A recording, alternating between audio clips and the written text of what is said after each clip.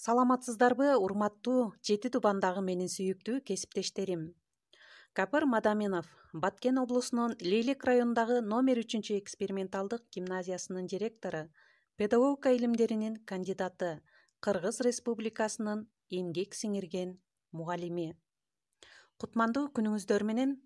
Сиздер менен мен Талас облусундагы Энелер мектебинин айым жана жаш мугалимдер мектебинин координатору агайдын шакирти Салтанат Бейшенова. Анда эмесе, урматтуу кесиптештер, бүгүнкү сабагыбыз устаттык өнөрү китебинен болмокчу. Сиздерге сунушталуучу тема окуучуларга методикалык сабак өтүү. Анда эмесе, сабактын планы менен таанышып алалы. Биринчи, окуучуларга кайсы сапаттар талап кылынат? Окуучуларды ар бир предметти өздөштүрүү методикасына үйрөтүү. Окуучуларга методикалык сабак өтүү. Окуучуларды ар бир предметти өздөштүрүү методикасына үйрөтүүбүз керек.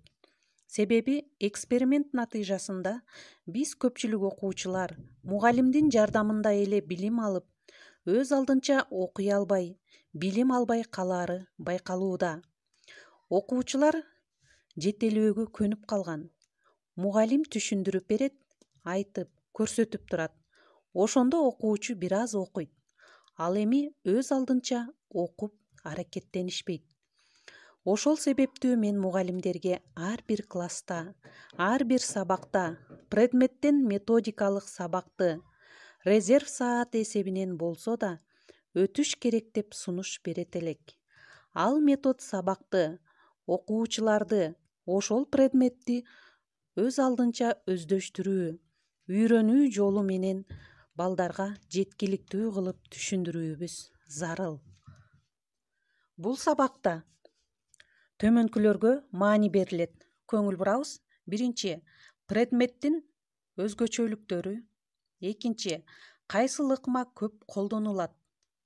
Мисалы, китеп менен иштөө, же маселе, грамматика, сөздүк запас жана башкаларга көңүл бурушубуз керек.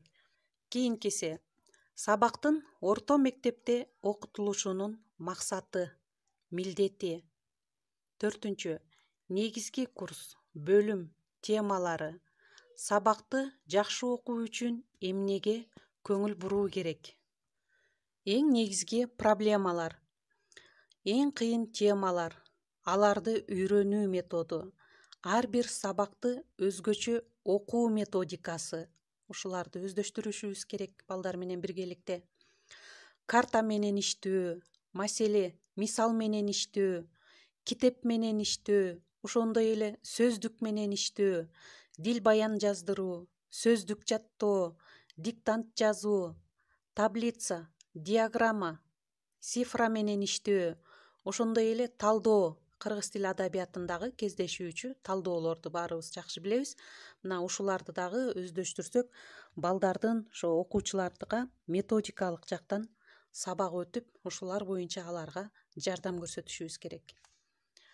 Декламация, ыр жаттоо, лабораториялык иштерди өткөрүү, мына ушулардын баардыгы балдардын өздөрүнүн предмет боюнча өсүүсүнө чоң жардамын берет.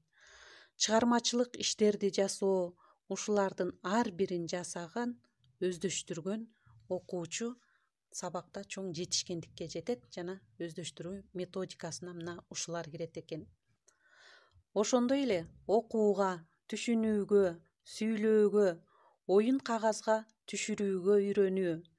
Экинчиден, ошол предметтен окуу китеби, энциклопедия, сөздүк, кошумча адабияттар менен иштөө методикасы, кайталоо методу, мына ушулар менен дагы өздөрү менен үстүнөн иштесе дагы жакшы болот. Өткөн класстагы билимдеги проблемаларды түзөтүү, толуктоо методу, ошондой эле стандарттуу эмес маселе, тапшырма, иштөө, чечүү жолдору.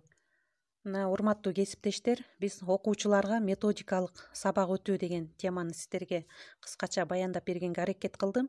Урматтуу кесиптештер, биз жогорудагы айтылган ар бир бөлүктөгү айтылган тапшырмаларды окуучулар менен биргеликте иш алып барсак, ар бир окуучу өзүнүн предметин жакшы өздөштүрүп, жакшы окууга, кызыгууга аракеттенишет.